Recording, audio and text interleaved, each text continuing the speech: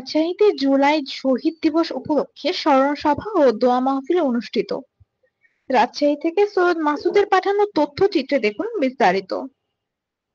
জুলাই শহীদ দিবস 2025 উপলক্ষে রাজশাহী জেলা প্রশাসনের উদ্যোগে স্মরণ সভা ও দোয়া মাহফিল অনুষ্ঠিত হয়েছে। মঙ্গলবার সকালে জেলা প্রশাসকের সম্মেলন কক্ষে আয়োজিত এই অনুষ্ঠানে 1 মিনিট নীরবতা পালন করা হয়। নিহতদের পরিবারগুলোর সদস্যরা বক্তব্য দিতে গিয়ে আবেগাপ্লুত হয়ে পড়েন এবং হত্যার বিচার দাবি করেন। আপনারা যারা দায়িত্বশীল আছেন এবং তাদের কাছে আমার কামনা, আমার ছেলের উচিত বিচার আমি চাই। আমার ছেলের যে উচিত বিচার হয় আমি এটাই আপনার কাছে কামনা করি।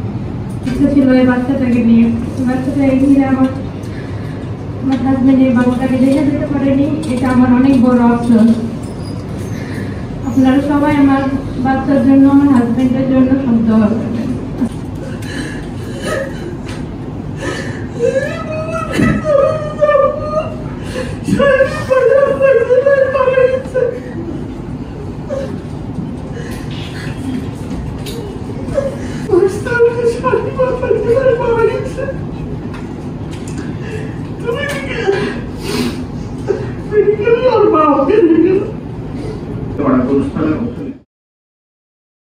সভায় সভাপতিত্ব করেন জেলা প্রশাসক আফিয়া আক্তার।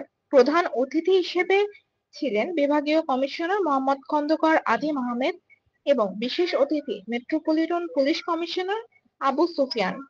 অনুষ্ঠানে শহীদ পরিবারের সদস্য, মুক্তিযোদ্ধা, সুশীল সমাজের প্রতিনিধি ও সাংবাদিকরা উপস্থিত ছিলেন। ভোরের সময় রাজশাহী।